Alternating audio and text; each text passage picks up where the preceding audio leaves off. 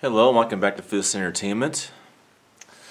It's time for my review of the Bourne Supremacy from 2004.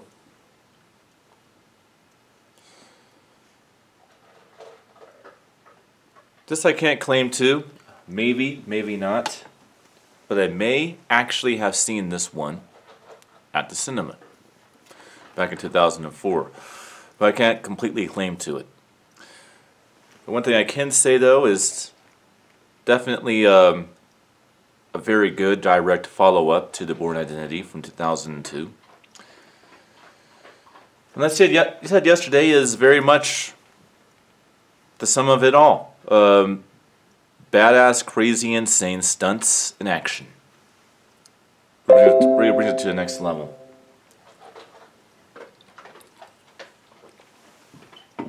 In a very, very good way. Sure, people like the microphone closer to me. Just give me a second here. I have it in room mode, but having it close makes it a lot easier. But yeah, what I think makes this one work so well is what made the original Bourne Identity not is in the 1980s movie. I mean, is in 2002's The Bourne Identity is how dark and serious and gritty the movie is, and I say that this film really does take that grid in that dark shades of gray of action, espionage to really the next level. Is it inferior to the first film? A lot of people would say no. I would say yes, it is inferior to the first film. The first film was extraordinary. And we already kind of gotten our taste of that extraordinary world of Jason Bourne with the Bourne Identity. Sorry. And that's what makes the Bourne Supremacy a little bit less significant to me than the Bourne Identity. But this film was really fun and really amazing. And I am pretty damn sure I saw this one at the movie theaters. I remember seeing this one at the movie theaters. Back in 2004. I think it was the first film that I actually went to see myself buying a box office ticket. And yeah, definitely good. The plot of the film. Taking place 2 years after the events of the Bourne Identity, Jason Bourne and Marie are living their life in peace halfway across the world in India. Meanwhile, an informant for the Central Intelligence Agency, as well as a senior agent, are murdered in Berlin, Germany. And Jason Bourne gets framed by having his fingerprint left at the scene, leading to the conclusion that people would believe that Jason Bourne committed the murders of these officials, of this senior agent and this informant, as part of a sting operation gone bad. It gets brought to Bourne's attention when a mysterious Russian operative attempts to murder him in India. He smells him coming, and they try to get away when Marie gets shot in the head and gets killed. This definitely sends Jason Bourne into a vendetta. And so he uncovers the mystery and pretty much comes back to America. Actually, does he go to America first? Actually, I don't think he goes to America until the third film. But he gets involved, and he finds out that CIA official in the FSB, the Russian secret police. Actually, German secret police. Actually, is it Russian or German? Yeah, sorry, German. Actually, no, yeah, sorry. I get this mixed up every this whole time, but it's the Russian secret police. So the Russian secret police, FSB. Official from that agency in our remaining bad guy from the first movie, played by Brian Cox. I always forget his name in the movie. He's one of the deputy directors. Pretty much played a coup, which led pretty much to Jason Bourne's first unsanctioned hit when he was a rookie, just being part of Treadstone. That he's getting fragments and glimpses of while he's sleeping. He's finally putting it all together, and that was the unsanctioned hit. And in order to cover it up, they wanted to frame Jason Bourne for another unsanctioned hit, and then basically eliminate him and make him a ghost, like it would never happen, wipe underneath the table.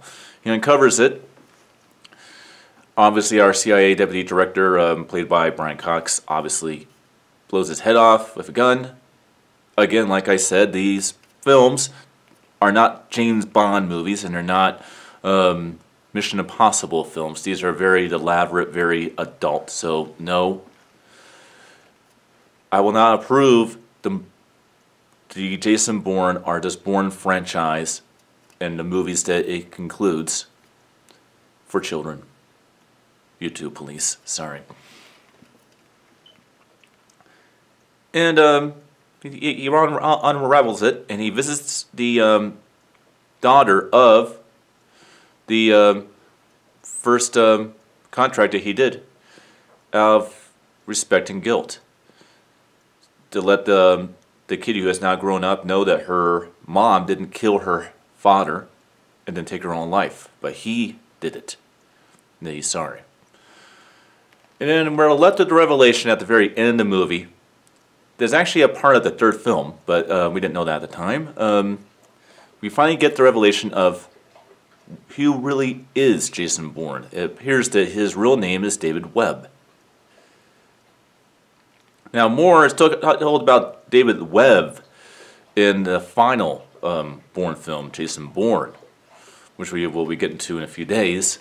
We find out who David Webb really is. But we get our first revelation of who Jason Bourne was before he became Jason Bourne. This gets explored a lot more in The Bourne Ultimatum, as well as Jason Bourne, which is the 5th movie. Alright, well, quality of the film.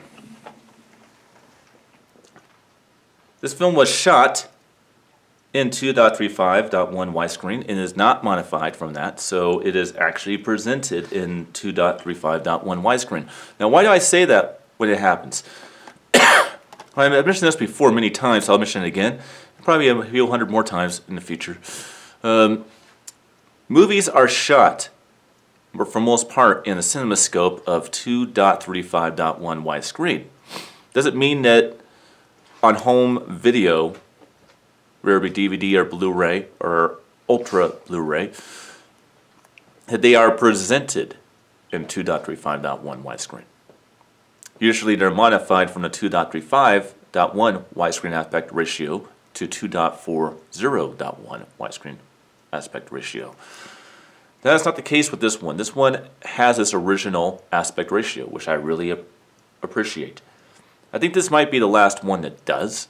I believe that the next one they start modifying at the 2.40.1. We'll find out when I review that movie tomorrow.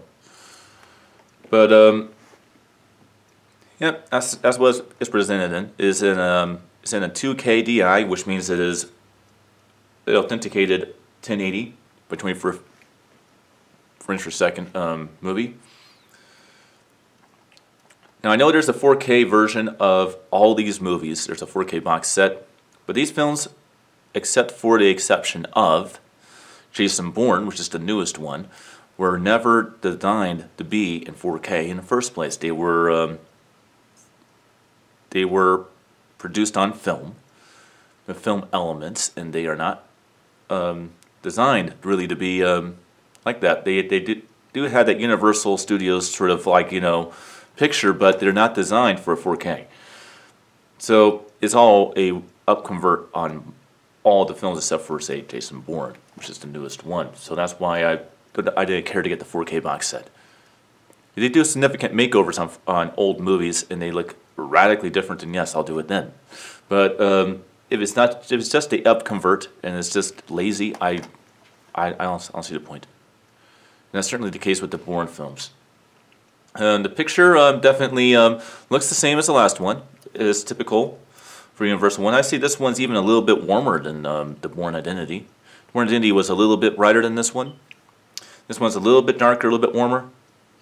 But overall, it's still a very, very digital, high-definition looking movie with just a digital look. Now, do I prefer digital looking movies over film looking movies? Yes, I do. I think that digital look makes things pop out more. Despite how warm temperatured it is and how darker it looks, I think that's better. The sound audio is the DTS HD-MA 5.1 audio track, which is taken from the original DTS negative that the film had in theaters in 2004, which is why it's called MA, people. It's why it's called Master Audio. And this one is just like the last one. I say even in some cases superior to the last movie, although there are some scenes in the Bourne Identity to where overhead effects and intensity of object-based sound is really good. This one, there's some badass crazy stunts, and you can hear it as if you're actually a part of the movie in terms of all the crazy effects that are object-based and overhead and all that stuff in this movie. It's very, very good. And that's pretty much what I have to say about the Bourne Supremacy. I'll see you guys next time for my review of the Bourne Ultimatum. Until then.